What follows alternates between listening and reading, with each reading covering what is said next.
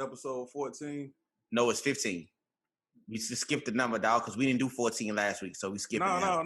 No. This is 14 no matter when we do it. Nigga. No, bro. We skipping it because we didn't do 14s on Friday. No. It's 15, dog. That ain't how it goes. Podcast etiquette is you skip numbers. No, you don't. Yes, you do, man. I Where know you it get already. This shit from? Bro, I Googled it. No, dog. This is 14. I know, nigga. Welcome, Mr. Hurt Business Podcast with JB and CP. I'm CP. We're coming to you. Yeah, we're coming to you Tuesday. Reaction to the weekend's events. Got a lot that went down, man. It's a real action-packed weekend that just passed. A lot of things in the world of boxing and MMA. If you're listening to us, you can find us on a plethora of platforms. Apple Podcasts, Spotify, Google Podcasts. That's Spotify now. I'm pulling the JB. iHeartRadio, Amazon Music, Pandora, TuneIn Alexa, Podcast Addict, Podchaser, Deezer, Listen Notes, Overcast, Pocket Cast, Castro and Castbox, and of course, Facebook and YouTube. Also, don't forget, we all over this hoe, man. Go follow us at the Hurt Business Podcast on Instagram. Also, the Locker Room on Instagram. And also our personal Instagrams are posted on the video. Yeah. What's up with it, man? Oh, nothing much. I really enjoyed my weekend. It was a lot to do from the NBA, NFL, college football, and of course, boxing and MMA. Yeah. Mm-hmm. Yeah. Man, let's start with this. Manny Pacquiao camp just confirmed that he's going to be fighting McGregor either end of this year, beginning of next year. And really, most of the proceeds of Manny Pacquiao is going toward COVID-19 relief, man. In his home land of the Philippines. Yeah, wasn't shocked to hear that. You know, Manny Pacquiao is known to, give away all his bread. You know, he gives away all his money. Yeah, I don't understand. Whether it be Bob Arum or his people. That's what I'm saying, bro. How he live, bro? I don't know, but some things never change, JB. And once again, Manny Pacquiao is fighting Floyd Mayweather leftovers. Yeah. Even the MMA fighters. True. This is a statement he said. He said, this has come from ESPN Ringside. He said, for the sake of all of the Filipino COVID-19 victims, Senator Manny Pacquiao will be fighting UFC star Conor McGregor next year. A huge portion of the earnings will proceed to those who are affected nationwide by the pandemic. You know, this also proves that Conor McGregor was spoiled by that boxing money. He can't go back to that MMA shit. Nah, he can't, bro. Him and Dana White beefing right now on the cool. Once he got a taste of that boxing revenue, he was getting shafted over there with Dana White and the UFC. Dana White can talk all that shit he wants about the UFC and boxing being dead. There is still nothing that compares to a mega fight in boxing.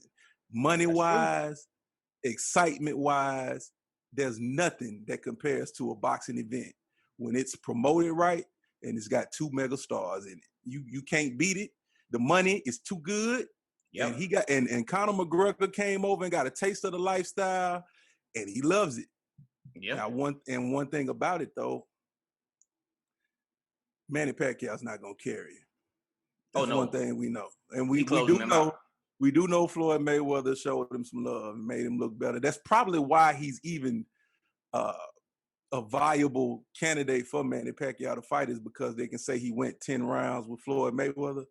But that's a false sense of security. That's a false narrative.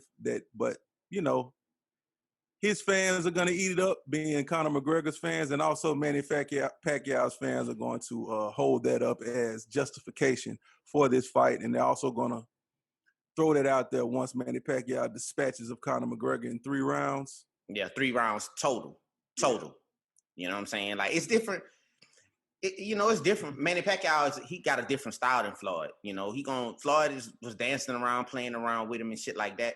But if he really would have fought an actual fighter that knows that chunks them hands for a living, not the most defensive fighter, the best defensive fighter of our generation. I'm talking about somebody who really chunked them hands.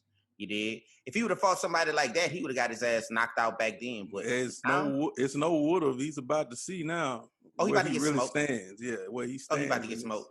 I don't think his hand game gonna hold up to Manny Pacquiao. I think Manny Pacquiao, he gets so irritated when he get hit or when he get touched or shit like that. So yeah, it's a personal challenge. Also, man, I want to say happy birthday, Terence Crawford. His birthday. Oh, Bud? Just passed. Yeah. Happy birthday to the man. He's 33. He's not getting any younger. He needs to be coming on over to the other side of the street. Stop playing. Speaking of Terence Crawford, what do you think about the potential bout with him and Kell Brook? I'm not going to change my stance on it.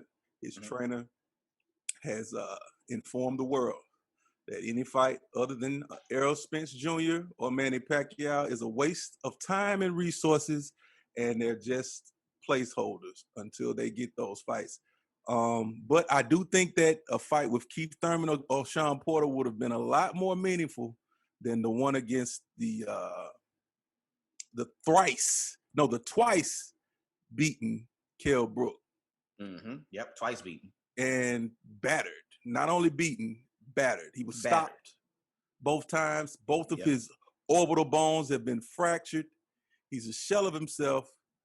Not to mention, he's coming back to 147. There's no telling what the weight loss is going to do to him. We don't know how he's going to look. It's just not, overall, it's just not a good look for Bud Crawford at this point. And I'm not really looking forward to it. I'll watch it because it's my job. And also, I would be remiss to not shout out the Pugilism Company. Yep. All day, every day. Hey, we really do appreciate you, brother. Thank you for working with us. Keep up the good work. Keep up the good work, man. You're awesome. This weekend we had Bravo and Caligos. Bravos came through with a unanimous decision in a shitty looking fight. Shitty. It was a shitty performance. He had a couple points deducted. He had a rough out, man. It wasn't really too much to talk about on that. It was a PBC card. It happened on Wednesday, September 23rd. Didn't really. I think it was one of them cards leading into the pay-per-view going in on Saturday, but it was lackluster. Uneventful. So, we won't waste our time on that. Now, you can give me the Jordan face if you like. But my guy, Chavez Jr., he just continues to disappoint. He's not living up to the name. It's not living up. It's not living up to my lofty, gaudy introduction of him in the last episode. And everybody knows I was just bullshitting, calling him, the most electrifying, greatest Mexican fighter in this generation and all that nonsense I spewed. Yeah. Hey, the guy needs to give it up.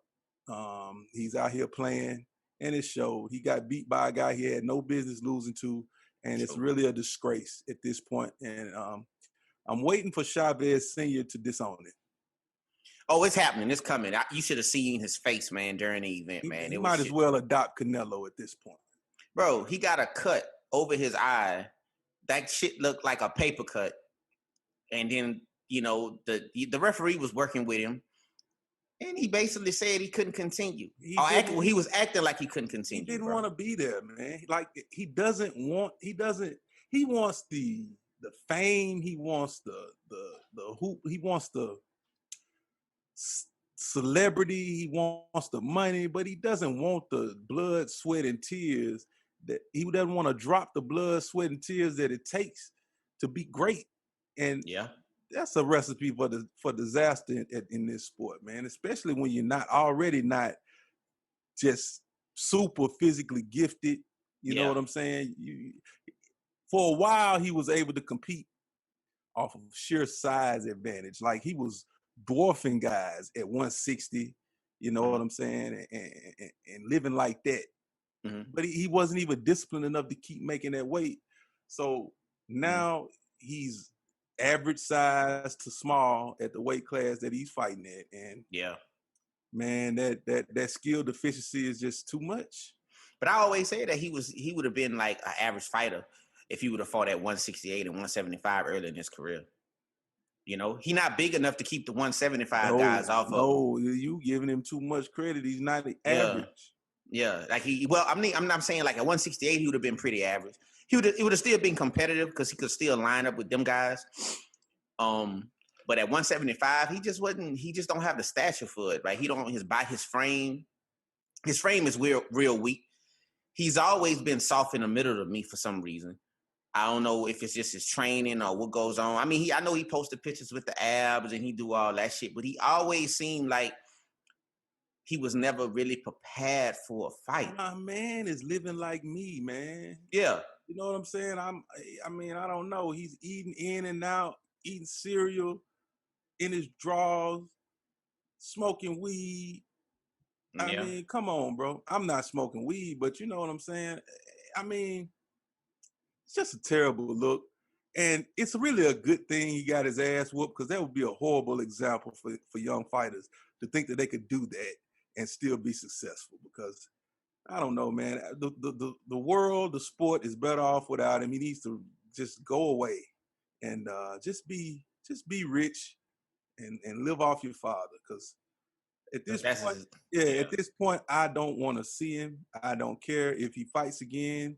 I really don't want to talk about it. You might put it on the agenda. I'm gonna let you run with it, buddy. Yeah, I think I'm over it.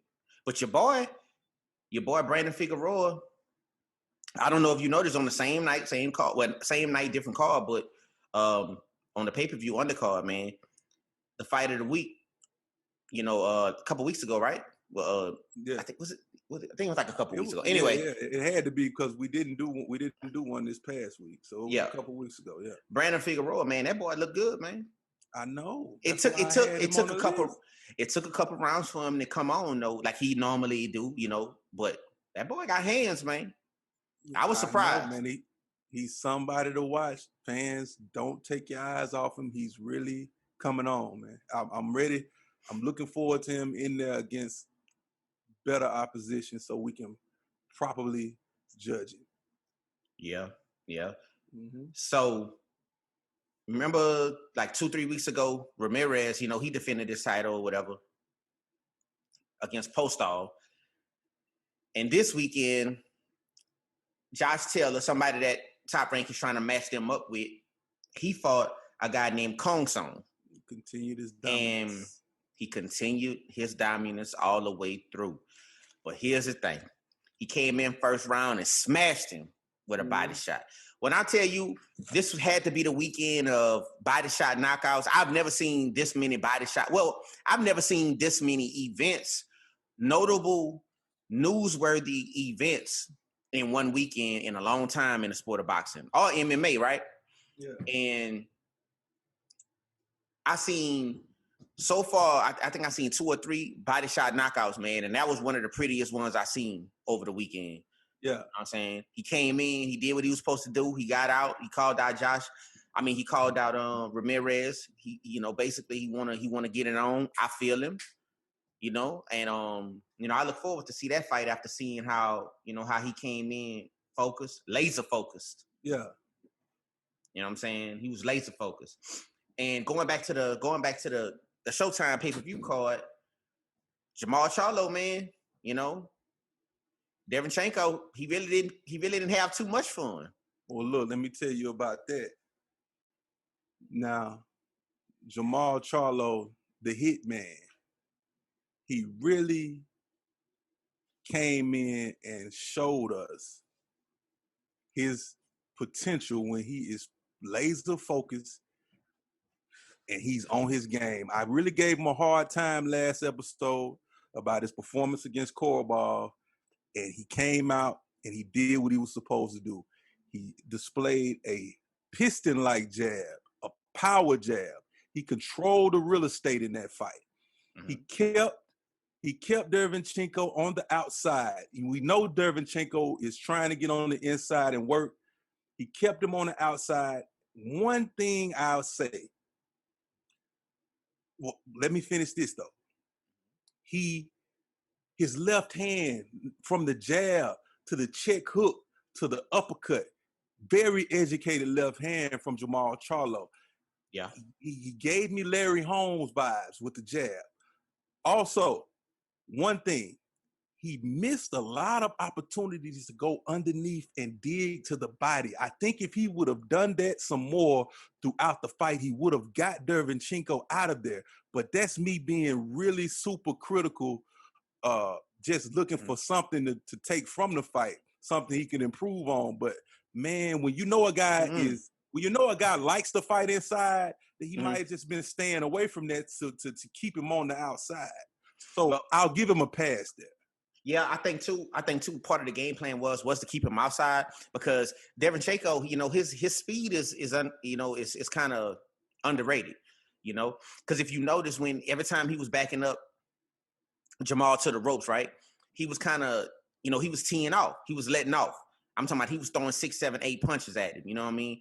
Mm-hmm. But I think for Jermall Charlo, the inside game against Derevyanchenko just wouldn't have been there. Now, don't get me wrong, he could have punched in between punches, you know what I'm saying? And he could have, made some shape. But I just feel like Derevyanchenko hands was a lot more faster because, he a lot more compact, shorter arm fighter. What I'm getting at is not initiating with a body attack, but a lot of times, Jermall Charlo's defense is very underrated. He would slip underneath the punches and the body is open. He could have let off a few body shots and got out, but he chose not to. He would duck under, get away, and come back with the jab instead. I'm saying in some key moments, he could have dug in some good hard body shots, softened him up. I think he would have got him out of there. You talking about in the transitions? You saying in the transitions? When he was rolling out, he could have. When Derevyanchenko would initiate and try to get his jab off, Charlo was doing a great job of slipping, coming under, but he wasn't giving you anything to the body. And we all know, like when you punch and a guy goes underneath you, wide open. You know what I'm saying? Yeah, you're right. I seen it. Uh-huh. I think in the transitions, when he was moving in and out, especially when Derevyanchenko would try to come in on him and try to get close to him and close the distance. He had opportunities where when he was rolling in and out, especially when he threw the jab, he slipped and he came underneath. That transition phase when he ended up getting on Derevyanchenko left or right side, both sides of that boy body was open. So yeah, you got a point though. I think we got to say Jermall Charlo's got, when you factor in left and right hand, he's got one of the best uppercuts in the game. He can throw both hands with equal effectiveness, equal power, and he could catch you at any moment. That is a very a real equalizer, a very dangerous punch. That when somebody, I think that'll be a dangerous tool for him and a dangerous shot for him when he punching in between punches with somebody, because his speed is not there to get it and get out the way. Because I seen that part right now. He powerful. Yeah, and one thing he's powerful, but I heard him in the corner talking with Ronnie Shields. He's a much smarter fighter than you give him credit for. Ronnie Shields was asking for the uppercut, and Charlo told him, "I'm waiting on him to get a little closer." So he knows when he can get that punch off, because throwing the uppercut from too far out can get you in trouble. He has a great sense of when to throw that punch. He's got great timing on it, and that's what I mean. So he's one of the best uppercut punchers in the sport of boxing. And to be real, that Charlo jab, even with him and his brother, they really got the best jab in the game, bro. I'm talking about that jab be powerful and it be stiff. You know what I mean? I'm talking about it, and they don't hang it out long. And when they pump it out there, they pumping it out there to do damage. You know what I'm saying? So, that's another punch that I think people need to worry about, especially people like Canelo and people like Triple G. And I think after this performance going into, what's next for him, really, I think he's not. I think he'll get Demetrius Andrade. He'll get him before he'll get Canelo or a Triple G fight. I think that's really true. In the cards. I do want to say this. I want to make sure I mention this. Now, Danny Jacobs and Triple G did both drop Derevyanchenko, but I don't think they had a better performance overall. No, than Jermall Charlo did. Not even close. He stayed within himself. He did what he had to do. He was never in trouble in that fight. And arguably, Derevyanchenko beat Triple G. Yeah, that's what I'm saying. Like, he beat Triple G, and if you wanted to be, and if you wanted to beat him, but it was close. Yeah, but even the Danny Jacobs fight, that fight could have went either way too. That's what I'm saying. But when the Saturday night ended, it was hard for me to find a round at 7, 8 o'clock to give the exactly Derevyanchenko. Exactly. So you knew hard. It was hard. Yeah, you knew who won that fight. It was a great performance. It was a great performance by Jermall Charlo. I want to take my imaginary hat off to the man, and I will salute that. Salute him. Same card. Couple hours later, the most electrifying man in sports entertainment today. You did? Jermall Charlo. Unified. He's definitely one of the best trash talkers in the sport. WBA, IBF, and a WBC. 154, champion of the world. And now, let me say this, and I'm going to send you the... Hold up, and it took him 8 rounds to do it. I'm going to send you the picture that I want you to put up next, the graphic I want you to put up next to us. Mm-hmm. Jeison Rosario at the press conference looked like one of those, we know when the Puerto Rican drug dealers die and they wax the body and they prop them up at the funeral and have them sitting out looking over everybody. Mm-hmm. That's what Rosario looked like, man. He was drained. Yeah, he was whooped. Oh, man, he looked whooped before the fight. So the fact that he went down from a jab to the body is not very surprising. He was cooked. Yeah, in the 8th round when he was supposedly putting all of this pressure. Man, I'm listening. See, that's why, and that's why I stay out of people's comments. I stay out of, group chats. I stay out of all that shit when fights going on, man, because I swear to God, bro, it just seemed like people be looking at shit that they don't even, that don't make fucking sense, bro. People was telling me, oh, man, he's putting pressure on him, man. He's doing this, man. He's working him, man. I'm like, bro, that motherfucker Jermell is laying and waiting. That little frail motherfucker they call Jeison Rosario, as soon as Jermell opened up, bro, game over. Backed him up, backed him off, dropped him. It was just a matter of fucking time, bro. It was a matter of time. Yeah, man. You know what I'm saying? Where does he go from here? Want me to be completely honest with you? Yeah. I think he goes after. I think he go after WBO title. Grab that, get that out of the way, be the undisputed. No matter who have it, I'm not sure. I'm not sure, but as a matter of fact, I'm gonna go ahead and look it up now. But I think he should go after them, and then whoever it is, whoever it is that have the title at 154, a guy named Patrick Teixeira. That's who have the WBO title at 154 pounds. I think he should go and get that strap, get it out of the way, and then after that, move on. But the thing about it is, and I'm gonna tell you why. No, I'm gonna tell you why. Hold on a second. See, because there's a rumor going around, and we don't really like to just be getting into people and how they be switching divisions, but there is a rumor that Jermall is getting frustrated with the lack of competition at 160 that's willing to fight him, and he's willing to go to 168 and test the waters. But you don't think Jermell will run into that same problem if he moved up to 160? Yeah, I believe that. But it's nothing more. It's nothing wrong with him collecting titles in a second weight class.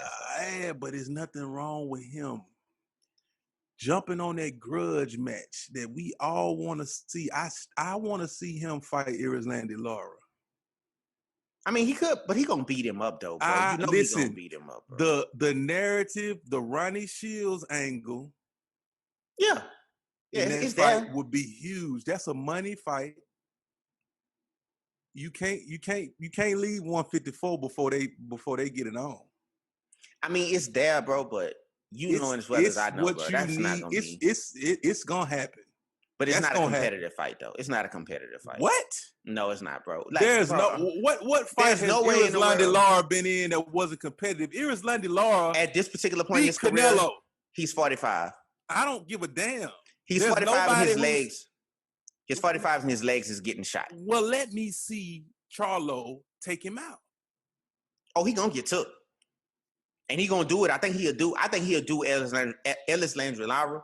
I think he'll do him 6 rounds out of their game over. I want to see it. Let me see. You just want to see it for the shit talk and the storyline. I want to see it for all that. Let me see you take him out. I mean, what it does nothing but help Charlo. Oh, it does. I mean, it does because it's another. So you do that, fight. And then if your brother moves on, but your brother can't move on when you got Andre out there. I know, but it's been talk that he'll go to 168 if the fights is there. Yeah. Okay. What fights?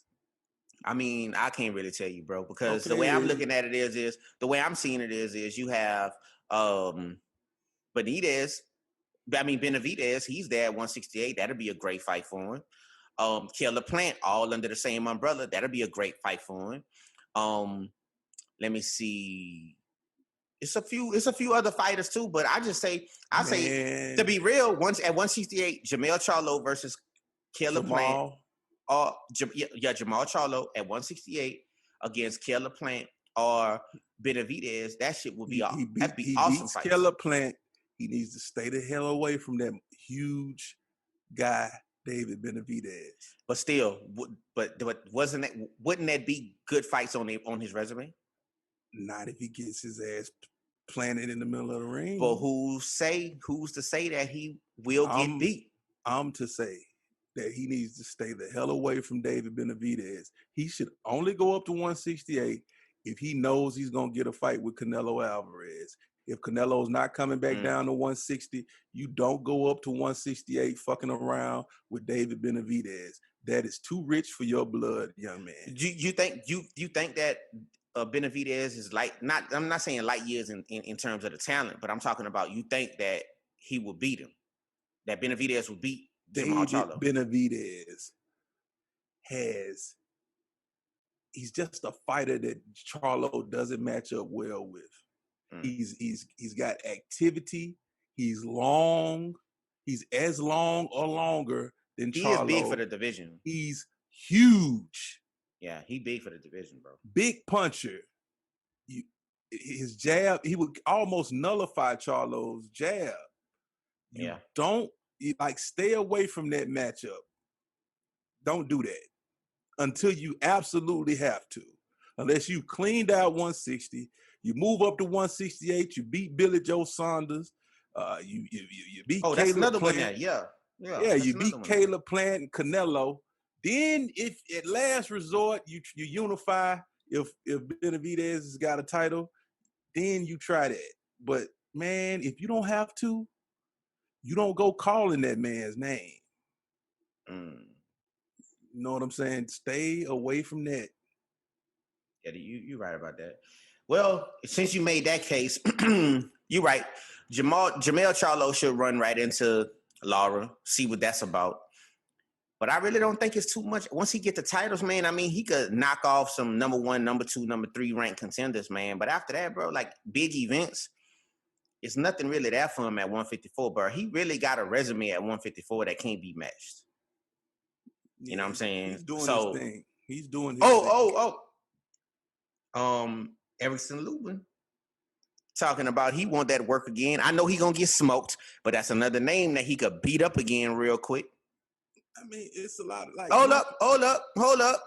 And you still got J-Rock and Jarrett Hurd out there. So was that him or his brother who blasted J-Rock? His brother blasted J-Rock. Oh yeah, dude, come back and make it a family affair. That's what I'm saying. So I mean, he got at least 4 names, which is Lara, Hurd, a rematch J-Rock. with Lubin, and J-Rock, and get it out of the way. And he got Teixeira, the WBO champ. Oh yeah, so that's 5. So he got work to do at 154 at this point. You know what I'm saying? Business to handle, man. He got business to do. He got work. Before, you know what I'm saying? You talk about moving up. He's still a fairly young guy. He's not Terence Crawford old. No, he's 31. They 30. They 30. He's not Terence Crawford old. Yeah. That's three whole more years. Yeah.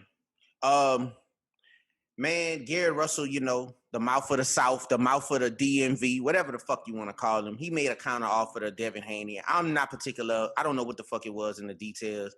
All I know is that Bill Haney made an offer. Gary Russell, my summary is Bill Haney made an offer. Gary Russell crawfished, and then he made a counter offer, like he the boss or whatever. And we know he not the boss. Al Heyman is his boss. Don't know the particulars, but I just want to say, Gary Russell, man, stop clout chasing. Stop getting in the headlines, man. Stop fucking around here acting like you want to get down with them young lions, man, and you want to get to the business, and we know you don't. You done already showed your hand, bro. So shut the fuck up and go away forever. You know what I'm saying? Go away forever. Like forever, bro. Forever. Nah, man. Yeah, go away forever, bro. Look, you know what, though? I mean, his counter offer, whatever it is, he wouldn't tell us what it was. He just said, I got some terms of my own, shawty. You know. Yeah. You know what I'm saying? Whatever, you know what I'm saying? Whatever's on it. It's not too outlandish. I'd like to see them recall his bluff. Yeah.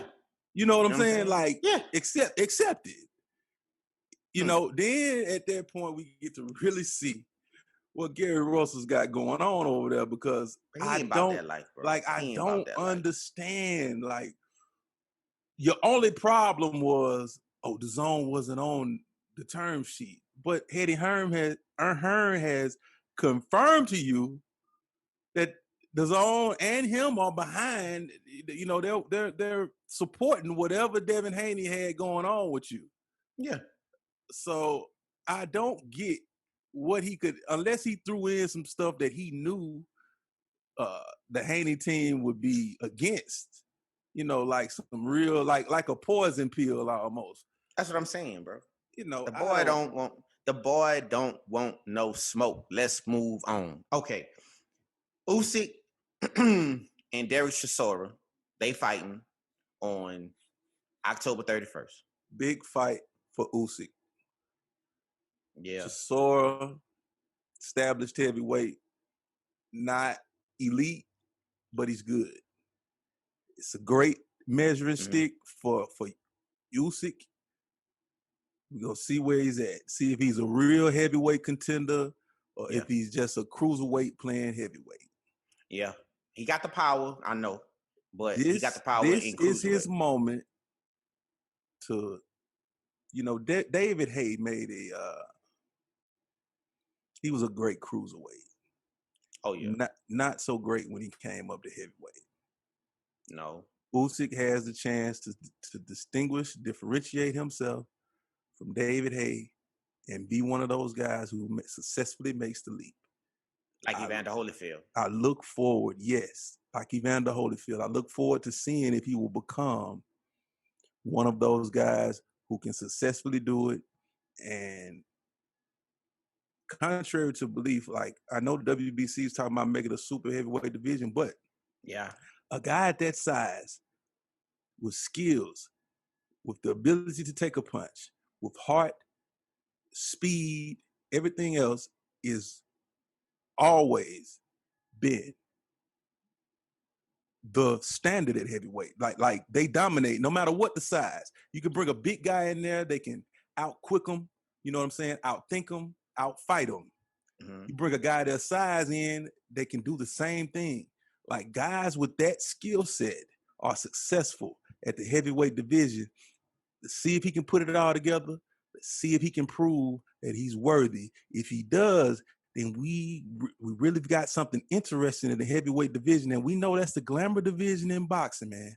No matter what goes on at these lighter weights, you know, the welterweight division's got it going on. But when you got heavyweights that can bang, man, the public is going to pay to see that.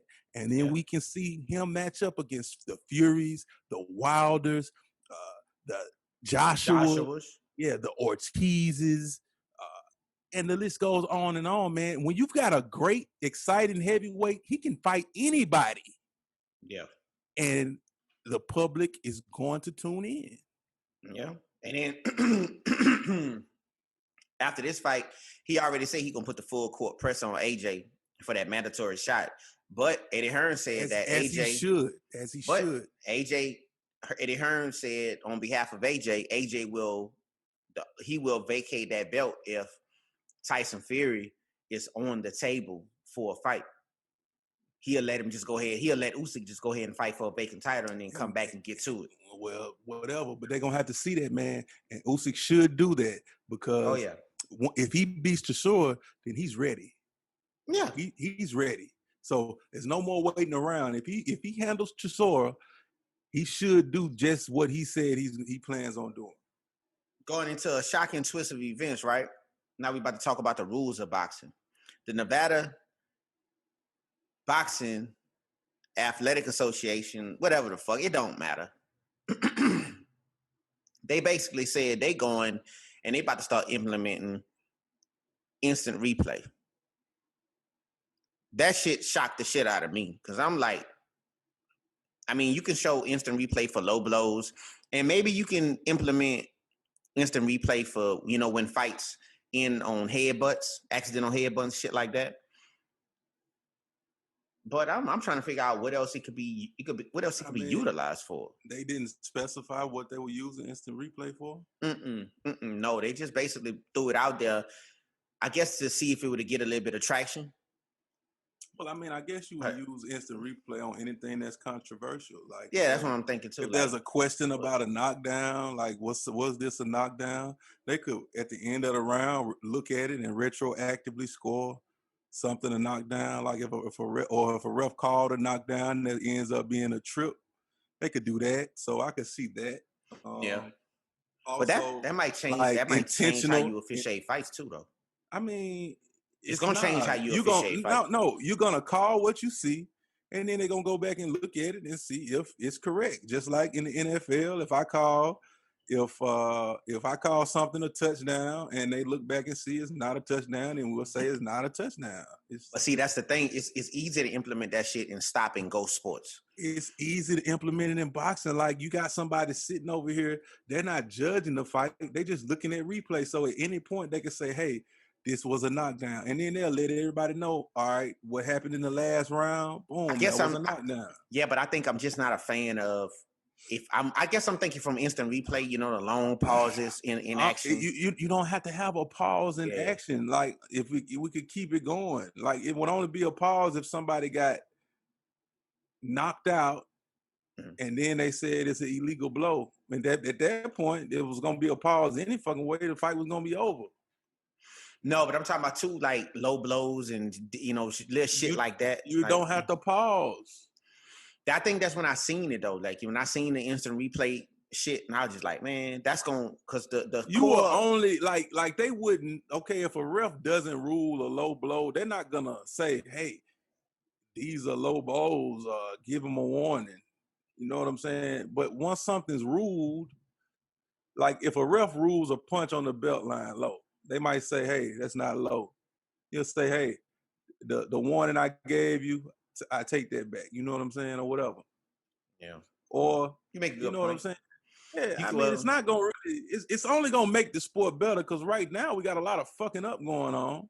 Now, they really should have open scoring. That's what they need to put in to what we know the score. Like these guys, so we know if like one judge is blind as a bat and is giving rounds to somebody, so the other guy the guy that's winning can step it up even more. You know what I'm saying? So I think we should have open scoring. The score should be announced after every round. Hey, You know what I'm saying? Hey, 10-9, such and such is up. Woo, woo, woo. They was doing that back in the day, though. They were doing it like every 3 rounds. Yeah. And that was only in certain states. You know what I'm saying? Certain states have open scoring. They still do. But man, as a whole, like what other sport do you not know the score? Like as you're playing, you know if you're winning or losing. Like boxing is the only sport where you fight an entire fight, and then you wait to the end to hear if you won. If you won or you lost, yeah, you're right. Like you can every other sport, you can look up at the scoreboard. You know, and you can game plan, and you can game plan for it also. Right. I don't understand why it hasn't been done. Well, other than the need to veil corruption. Yeah, they didn't have the motivation to do it. So, but hopefully they will. Need to veil corruption. Yeah, I agree with that. You know what I'm saying? Oh, it's a lot of that shit going on in boxing. We know that, but not too much in MMA. Over the weekend, man, we had a lot of boxing events to cover. A lot. Oh, we had a huge MMA event. Yeah, we had a huge one. UFC 253, Adesanya versus Costa.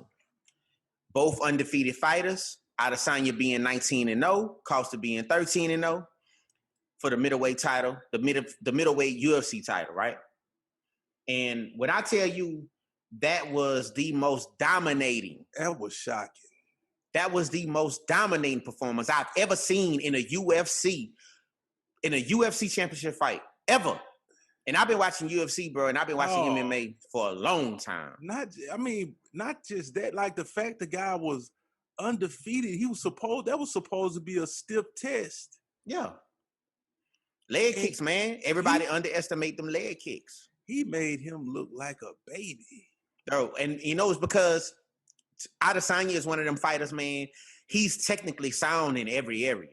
And a lot of people don't give him credit for that because, you know, they like to talk about he talk too much. You know, he have a fighting style that's not too, you know, fan friendly and all of this other shit. But he gets knockouts for one. He lets his hands go for two. And he will pressure you if he needs to, right? And it was so much hype around Costa that everybody was on this fucking bandwagon. I'm talking about ball players. I'm talking about MMA fighters. I'm talking about some boxers, bro. It was all like they looked at him and they said, oh, this guy right here, man, he's a fighter. He's the definition of a fighter just by his physique. But, bro, just because you the biggest and you the strongest don't necessarily make you the baddest. I've been saying that shit for years. When I used to get in fights in school and shit like that, bro, the big niggas is a blessing to fight because they can't move. They can't do shit. They don't call that man the style bender for nothing. He adapts to all styles. And like you said, he is well versed in every aspect of mixed martial arts. He's got the hand game. He's got the feet. He can throw elbows. He can grapple. He can wrestle. He's got the jiu-jitsu. Yeah. I mean, Costa looked lost though. Lacking. I mean, when you're going up against a guy with the tools, with a toolbox as deep as a NASCAR pit crew, yeah, man, hey, it's rough. Pretty rough, man. It's rough in that octagon, B. It got real nasty in there. Mm-hmm. I'm talking about his lead leg was trash, bro. And then that boy came out dancing. Yeah, man. Yeah, man. And you know what? You know what? That with Adesanya too, I got a lot of respect for him, man, because you know he kind of spoke his mind about the Kobe Covington character, man. You know, even after the press conference, he was being a lot more aggressive with media, and he was being a lot more, you know, he was voicing his opinion, and I feel him. One thing he said that I think that even boxing need to implement, right, was weight cut percentages. You know what I mean? He basically said 30%, taking 30% of a fighter's purse that don't make weight and giving it to his opponent is not worth it. Because some guys will come in there intentionally not make the weight, take the 30% loss, but they have an advantage because, you know, they got the weight on them. You know what I'm saying? I think when he said what is he getting at though? Like because check it out, right? He had two of his teammates that was fighting guys that their opponents didn't even try to make weight. Didn't even if you've been in combat sports and you know combat sports, man, the hardest part of it is making the weight.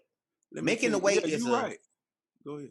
But when you got somebody coming in there, man, that's not even trying, 5 pounds overweight, and then the guy don't want to even try to make the weight. Don't fight him. He gonna hydrate up though. Don't fight him. But you cannot fight him because that's where you get paid. You get paid. But when people start refusing to fight, they'll stop doing that shit. True. But it's not just on it only hurts the promotion side. The athletic commission that's over the event, those are the ones that affect the percentages. So it's not just about not fighting. 30% is a lot. Yeah, but he's saying 90%. And I ain't gonna lie, 80-90% is a great motivator. Even 60. Dana White agreed with 60. No, man. Dana 60. White agreed with him. 60.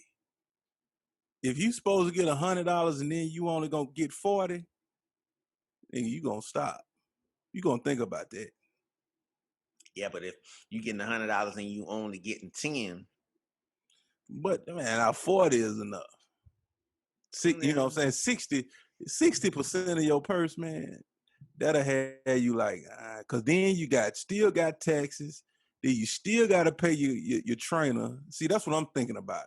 You know what I'm saying?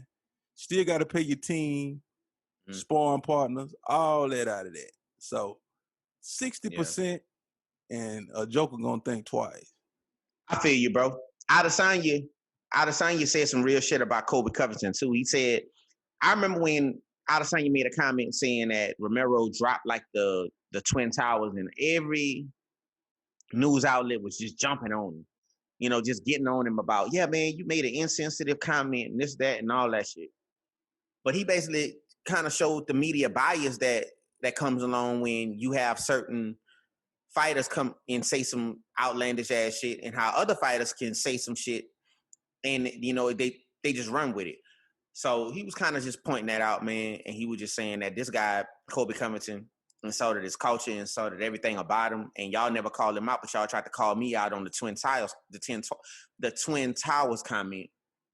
So he kind of got on their ass about that shit, and you could tell some of the reporters didn't like it, you know, and I think a couple of them didn't even ask him questions or whatever that was in line to ask questions, didn't even ask questions after he said that shit. So I think it was a good one-up to some of the media personnel because, you know, we all know the media could be biased sometimes, but you don't need to be, if you trying to report back to the people, man, you shouldn't be picking a side. You know what I'm saying? So I think that was something that he did that was cool.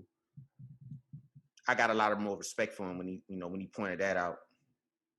And Dana White and Conor McGregor, like we said earlier in the show, they kind of at odds a little bit because McGregor been feeling like all year, you know, this was supposed to be his season. No matter what happened with COVID, no matter what happened with, you know, the pandemic and the economy, he don't give a fuck. This is supposed to be his season. This is supposed to be his year. And he said that he been trying to get fights, you know? So he leaked some DMs off Instagram that of an exchange between him and Dana White when it come down to the Diego Sanchez fight. Diego is the guy I told you that re-upped for 4 fights, but he was over the hill. Yeah. And in the press conference, they asked him about it, and Dana White said that is one of the violations between men. That's the most dirtiest violation that you can have between two men, is leaking a conversation that y'all both had in private, which I believe and I understand that because I've had that happen to me before. What did the conversation entail? What was it? It was a conversation where, you know, Dana White, and from what I've been hearing, is Conor McGregor want to give Diego Sanchez that send-off that you're supposed to give a veteran that been putting down for a long time. You know, he'll get a nice payday if he fight Conor McGregor, but he'll also get a nice ass whooping. And that's what Dana White alluded to in the press conference. He said that you want to fight somebody that's not ranked and you want it to be a headline in Los Angeles, and while you being the number 1, number 2 guy in the world. He said that shit not gonna happen on my watch. And he loved Diego Sanchez because Diego Sanchez was one of the first competitors in the first season of The Ultimate Fighter. But the DMs was more or less of Conor McGregor trying to make that fight. I want to make the fight. I want to put it together. I want to make this shit happen. I want to do this, do that. I want to be on the headline, all this shit. And Dana White was basically telling them, no, I'm not letting you get a hold to the man. I'm not letting you do it. I'm not letting you do it to him. So I'm going to move on to another guy. That really doesn't it's no stain on Dana White. Like he's doing, like he's still saying what he said in the DMs. Yeah, but no, it's different, bro. Like you don't put out, even if the conversation is harmless, man, you don't put out the conversation, period. Because if you're willing to put out a harmless conversation, I understand that. Obviously, that means if something was volatile being said in that. I understand that, but you got to look at this. Conor McGregor doesn't give a fuck. He doesn't want to, at this point, once the Manny Pacquiao fight was locked in, he doesn't care. He's going to get way more money in one fight with Manny Pacquiao than he would have got being active for 2 years fights in the UFC. Yeah. Right. So he seasons, doesn't basically care. Like, I think he's actually trying to piss Dana White off at this point. That relationship that relationship is close to being over. Well, I think it's gonna be close to be over in the UFC for sure, because we might the trust level is gone. Do you know what we might see? Conor McGregor in Bellator. I don't know. I think so, and I think a lot of people will follow him.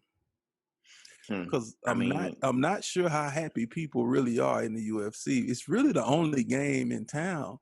But if a guy like Conor McGregor goes over, it could create a mass exodus. Yeah, but Conor McGregor have the star power to where he can really start his own promotion. You don't want to do that. That takes too much money, too many. He have it though. He have the foundation, but I don't think that he has. Listen, he has money, but do you have money to lose? No, I don't think that. Yeah, so you don't want to do that. You want to use somebody else's bread. You go over, do something like that. You don't get in this game like that out of spite, because you'll end up hurting yourself. You make a good point.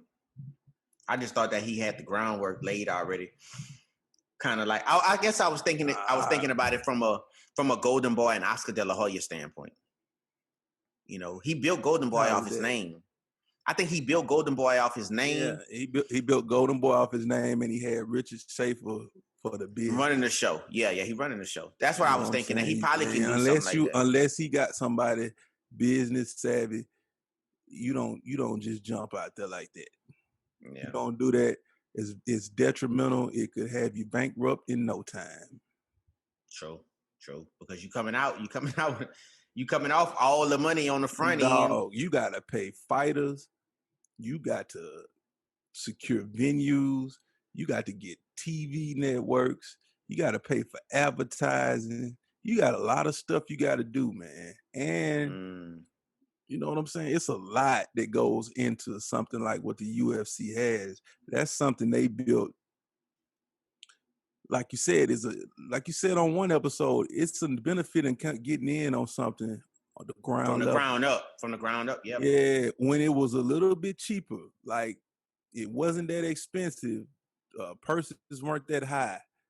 You know what I'm saying? Guys weren't that high maintenance, and they got a chance to build up their revenue, build up their war chest for the times when guys need to be paid, when things got to be handled. They had all that.